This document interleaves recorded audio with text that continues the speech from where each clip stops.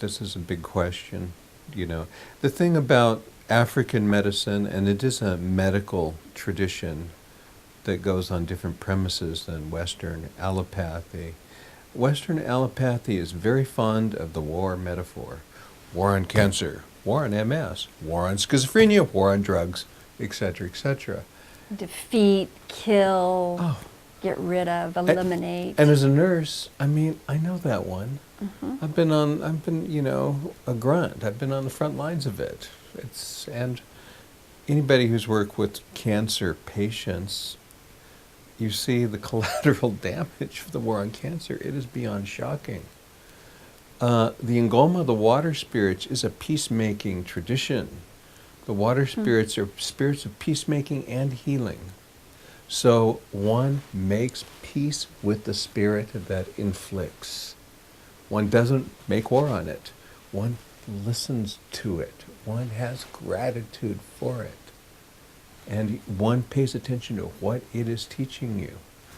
I'm working with a couple of women with MS right now, and we're moving from that framework. What is this disease? Often when I work with people who in fact even have a life-threatening illness, I will say, what has cancer or addiction or whatever, what have you learned from it that you could not have learned any other way?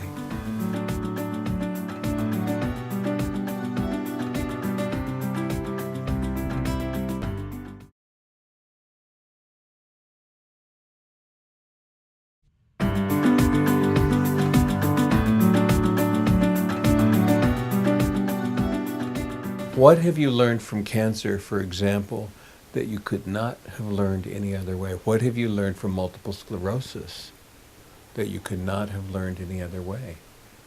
So you stand or you sit at the feet of your teacher, your Buddha, your master, Yeah. and it happens to be your illness. Yeah. And exactly. you listen, and you listen, and you listen, and you learn. Yeah. And then you are grateful. Oh, yeah. And then... And there are other things. I worked with a Tibetan doctor who has his own understanding of MS, and he works with Tibetan herbs, and he checks my pulses and whatnot. Diet, God knows. First time I hung out with Dr. Dundup, he gave me this list of things I couldn't eat, and I said, I told my wife, oh boy, this is really going to mess with my inner Mexican, you know. It's like, no picante, no alcohol, no sugar. No. You know, I mean, it took me a while. You know, he gives herbs and whatnot. He's a profound healer. Chelating of mercury and heavy metals was essential.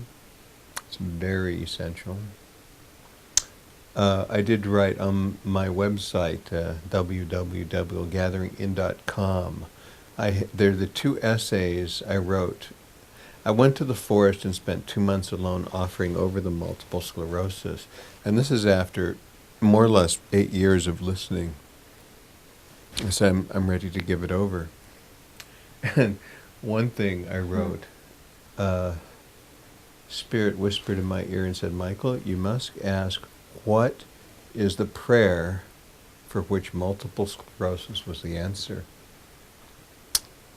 And I drew 3 tarot cards, and I went down. I recognized what they were saying, and I said, Dear God, give me the courage to be real with this. And by 2 or 3 in the morning, having written for hours, I was just laughing. I was just laughing, and in the morning I knew that I was free of the multiple sclerosis. Wow. And I was, in fact.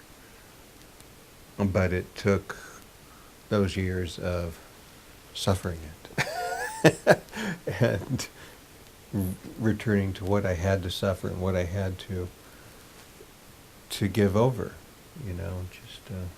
So it was the transition from being a sufferer of MS was 8 years of changing your diet, of doing different herbs, of taking Western medicine and steroids, and of doing the steps of listening to the teacher and praying. Oh, yeah.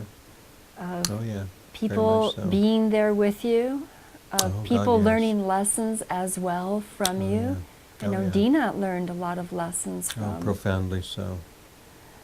And then ultimately, a last kind of ritual moment when you go down, you listen, you write, Yeah. and then you're resurrected, so to speak, Oh, yeah. the next day. Yeah, well, yeah, more or less. Yeah, I entered the forest. I was alone for 2 months. And when I entered the forest, I was, in fact, incontinent of feces and urine. I Messy, couldn't walk without a grotesque, cane. out of control. Oh, I mean, Lord. let's not Oh, make this anything sanitary. it This was wasn't. awful. To be alone in the forest, you Awful. know? I mean, to soil one's sleeping bag Oh, alone. You oh. know? To It not be able was, to move or walk it was necessarily. something. It was something. Yeah. And then you emerged out of the forest and you were done. I was, and I did go to my neurologist, and he did do an MRI. And when he read the MRI, he says, "I am shocked." He's the last time he'd seen me, of course, I couldn't walk at all, really. And he was expecting what one would expect, that the lesions were extending and whatever. And they weren't. And he said, he knows my connection with African medicine. Whatever voodoo you're doing, keep on doing it. This is a very, how do you say, Western very medicine. conservative MD. Bless his heart. Yeah. Bless his heart. You moved on. Yeah, Amazing. quite. Amazing. Quite. This whole experience to me is the Yeah. first step of the craft of compassion, which is the It is. learning to love yourself Profoundly so. in all sorts of decrepit, yeah. aged, mortal You got it. states. That's the gist of it. first step of craft of compassion is Yeah. loving yourself, compassion for Yeah. yourself. What's the second step? Yeah, let me just say something Oh, about... please, No, I yes. will. I mean, just... the Latin words, amor fati, to love one's fate. Oh. Not what you have chosen, but what has been chosen for you, such as a so-called incurable neuromuscular disease, your gender, your race, your parents, your grandparents, your ancestors, whatever. Love one's fate. The essential thing about self-compassion is the recognition that this life is a gift. This universe is a gift. Everything. The gift nature of existence. That's the ground of it. That's the ground of self-compassion. And when you have something like MS, that's why I say it was such a gift for me. It was uncompromising. And when I first was diagnosed with MS, I was a perpetually and adamantly young and arrogant jerk. You know, I mean, and it instructed me profoundly. In humility, Oh yeah, that's vulnerability. You got it. Yeah, exactly. You know, the humility is, yeah, What's hugely so. The second step then Mm-hmm. goes from self to where?